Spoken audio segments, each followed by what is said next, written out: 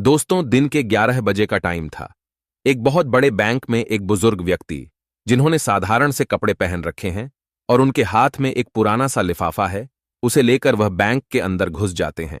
लेकिन जैसे ही वह बुजुर्ग व्यक्ति उस बैंक के अंदर घुसे थे, तो वहां पर जितने भी कस्टमर थे और जितने भी बैंक के कर्मचारी थे, वह अजीब निगाहों से उस बुजुर्ग व्यक्ति की तरफ देखने लगते हैं। उन बुजुर्ग व्यक्ति का नाम था हरपाल सिंह। हरपाल सिंह जी, जिनके एक हाथ में छड़ी है और एक हाथ में उन्होंने पुराना सा लिफाफा पकड़ रखा है। वह धीरे धीरे काउंटर की तरफ बढ़ने लगते हैं, जो काउंटर ग्राहकों के लिए था, और ग्राहकों की मदद करने के लिए एक महिला वहां पर बैठी हुई थी, जिस महिला का नाम था संगीता। अब वह धीरे धीरे संगीता की तरफ पहुंच गए थे।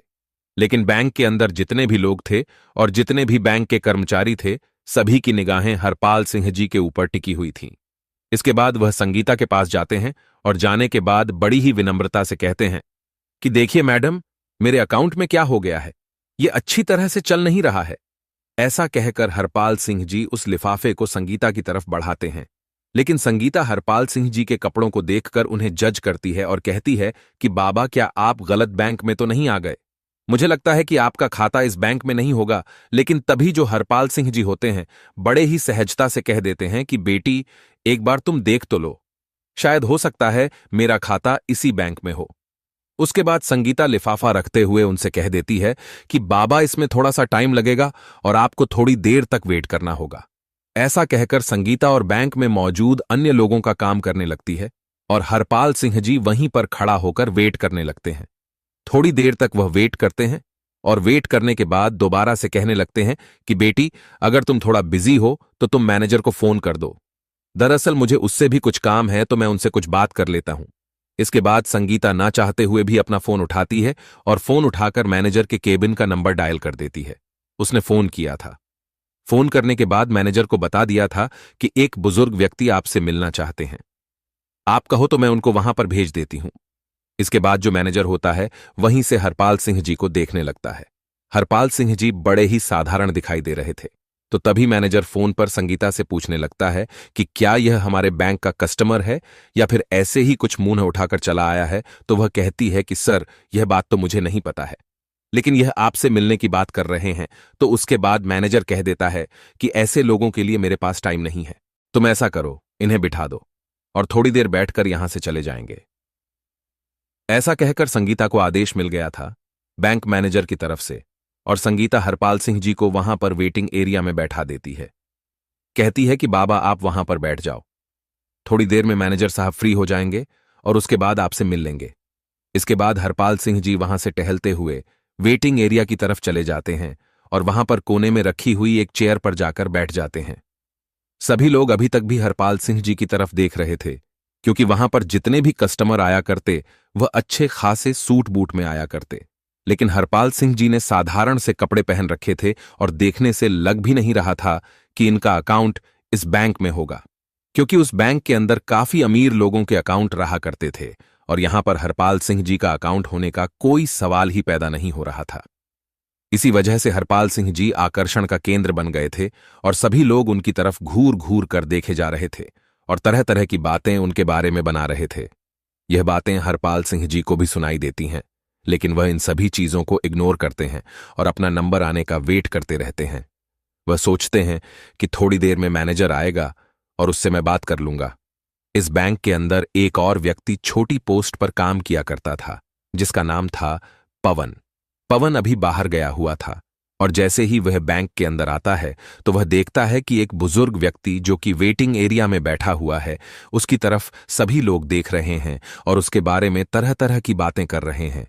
कोई उसे भिखमंगा कह रहा है और कोई कह रहा है कि इस बैंक के अंदर तो इसका अकाउंट हो ही नहीं सकता और यह यहां पर कैसे आ गया, ऐसे लोगों को इन लोगों ने क्यों बैठा रखा है। इस तरह की बातें उसके बारे में चल रही थीं और ये सभी बातें पवन भी सुन लेता है।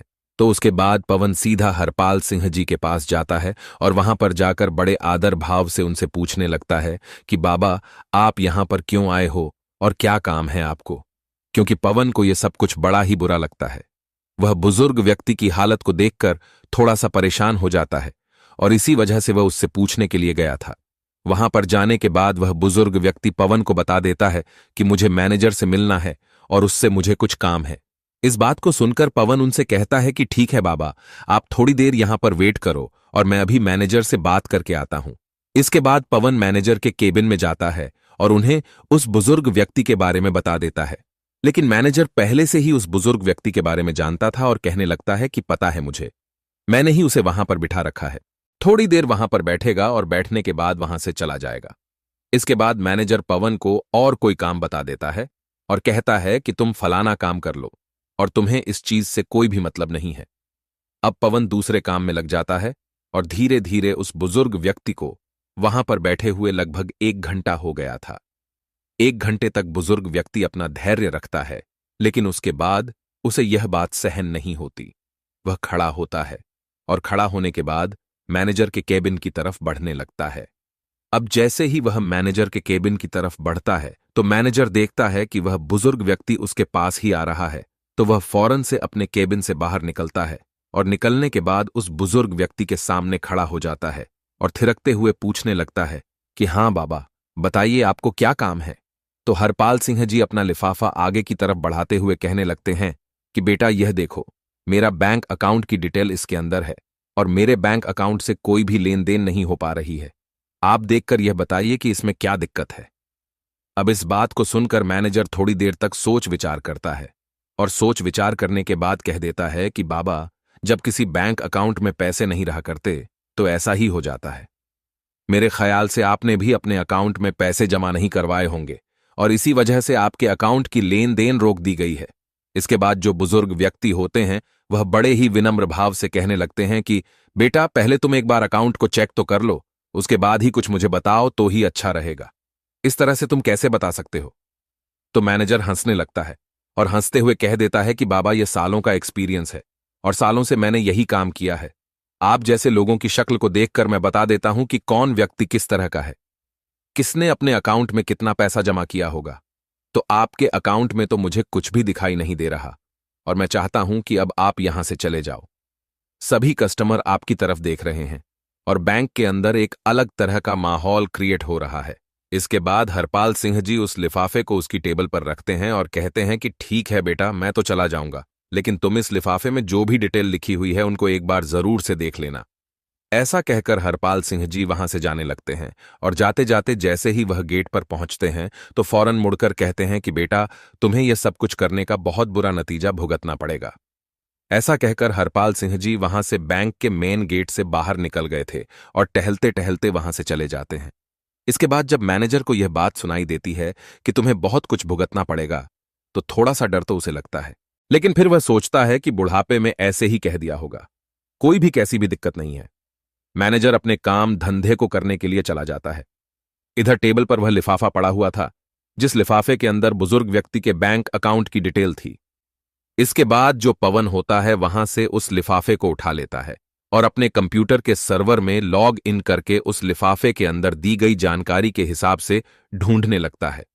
ढूंढने के बाद जब पुराना रिकॉर्ड खंगाला जाता है तो उसे पता चलता है कि यह जो व्यक्ति यहां पर आया था यह इस बैंक का एक तरह से मालिक ही है, क्योंकि इस बैंक के 60% शेयर इसके पास ही है।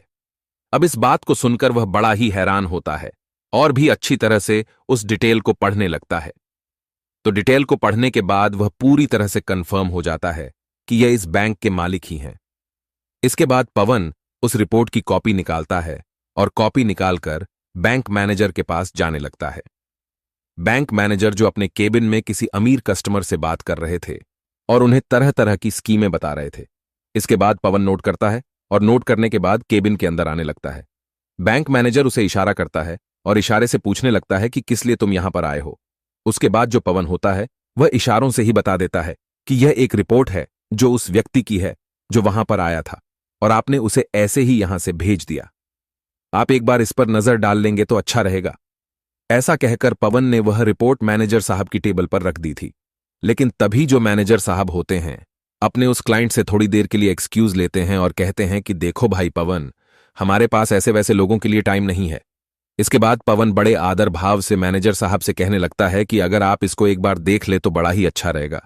लेकिन जो मैनेजर है वह उस रिपोर्ट को आगे की तरफ सरकाते हुए कहता है कि मुझे इसको नहीं देखना और मुझे ऐसे कस्टमर में कोई भी दिलचस्पी नहीं है।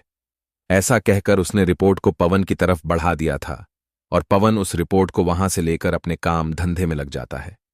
बैंक के अंदर का माहौल अब शांत हो गया था। सभी लोग अपने काम धंधे में लग गए थे और धीरे धीरे शाम हो जाती है। उसके बाद दूसरे दिन उसी टाइम पर, जिस टाइम पर हरपाल सिंह जी आए थे, उसी टाइम पर फिर से आते हैं।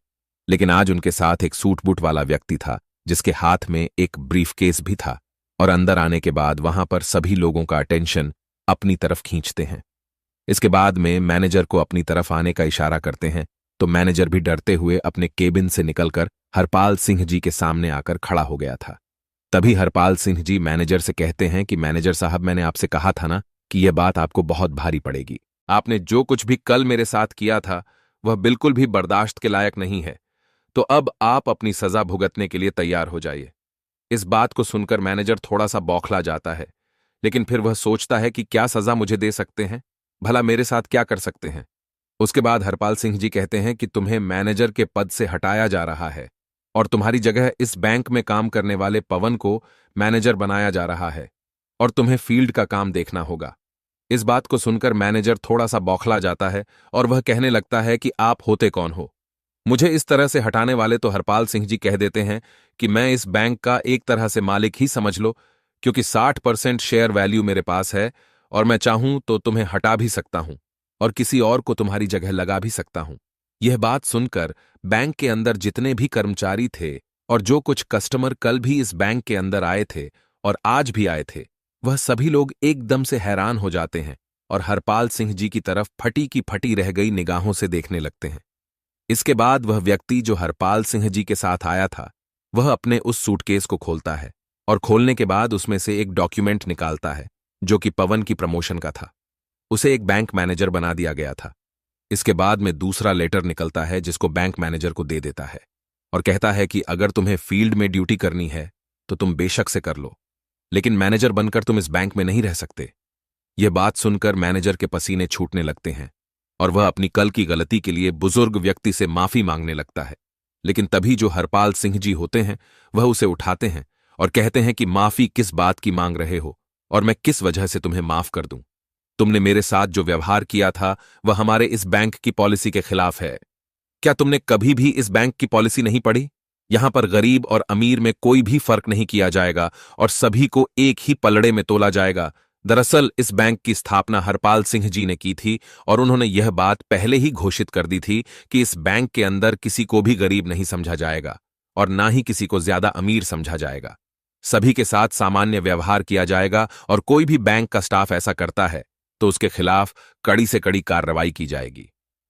तो हरपाल सिंह जी कहते हैं कि वह तो मैं तुम पर रहम कर रहा हूं कि तुम्हें काम करने योग्य छोड़ रहा हूं, वरना मैं चाहूं तो तुझे यहां से हटा भी सकता हूं। जो तुमने मेरे साथ किया है वह बिल्कुल भी किसी के साथ नहीं होना चाहिए। तुम्हारे बैंक में काम करने वाला पवन, जिसके हाथ में कुछ भी नहीं था, लेकिन फिर भी उसने मुझसे आकर पूछा और मेरे लिए कुछ करना चाहा, तो इस पोस्ट के लिए वह असली हकदार है, ताकि वह ग्राहकों को अच्छी तरह से समझ सके और उनके कपड़ों को देखकर उनको जज न कर सके।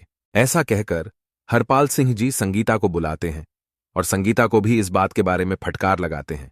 कहते हैं कि मैं पहली गलती समझकर तुम्हारी इसे माफ कर रहा हूं, लेकिन बैंक के अंदर कोई भी व्यक्ति अगर आए तो उसको उसके कपड़ों से जज नहीं करना है, उसके बारे में तसल्ली से देखना चाहिए। अगर तुम मुझे पहले ही हैंडल कर लेती तो इस मैनेजर के पास मुझे नहीं जाना पड़ता और मुझे और ज्यादा अपमान का सामना नहीं करना पड़ता। इसके बाद संगीता हाथ जोड़ने लगती है और उनसे माफी मांगने लगती है। कहती है कि बाबूजी, मुझे माफ कर दो, मुझसे बहुत बड़ी गलती हो गई और आगे से आपको ऐसा कुछ भी देखने को नहीं मिलेगा।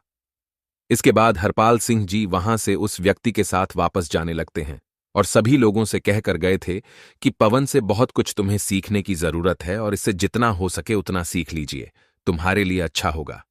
अब मैं बीच बीच में यहां पर किसी न किसी को भेजता रहूंगा जो तुम्हारी इन हरकतों के बारे में अच्छी तरह से मुझे रिपोर्ट दे सके।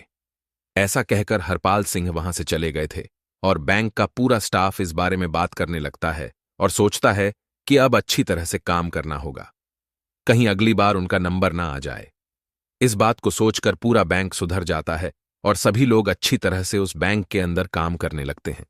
हरपाल सिंह जी का यह कारनामा चारों तरफ फैल गया था और सभी लोग उस बैंक की बड़ाई करने लगते हैं और कहते हैं कि मालिक हो तो ऐसा हो, वरना बेशक से ना हो, क्योंकि ज्यादातर मालिक अपने बैंक को खोल कर चले जाते हैं। फिर चाहे पीछे से मैनेजर किस तरह का काम करें या पीछे से कोई भी कर्मचारी कैसा भी काम करें, उन्हें इस चीज से कोई भी मतलब नहीं होता है। लेकिन हरपाल सिंह जी ने अपने ऑनर होने का पूरा कर्तव्य निभाया और उस बैंक के कर्मचारियों को अच्छा सा सबक सिखाया। आप क्या कहना चाहते हो? हरपाल सिंह जी के बारे में आप क्या कहना चाहते हो? पवन के बारे में आपकी जो भी राय कमेंट बॉक्स में लिख सकते हो, लोगों के साथ शेयर कर सकते हो। वीडियो अगर अच्छी लगी तो वीडियो को लाइक और चैनल को सब्सक्राइब जरूर करें ताकि हमें थोड़ा सा हौसला मिले। आप लोगों के लिए ऐसे ही अच्छे अच्छे वीडियो बनाने के लिए इन कहानियों को सुनाने का उद्देश्य किसी को परेशान करना बिल्कुल भी नहीं है। यह कहानी आपको इसलिए सुनाई जाती है ताकि आप लोग इन कहानियों में से कुछ ना कुछ सीख सको और अपने जीवन में उस चीज को अप्लाई कर सको। मिलते हैं किसी अगली वीडियो में नए टॉपिक के साथ। तब तक के लिए जय हिंद, जय भारत। आप सभी का बहुत बहुत धन्यवाद।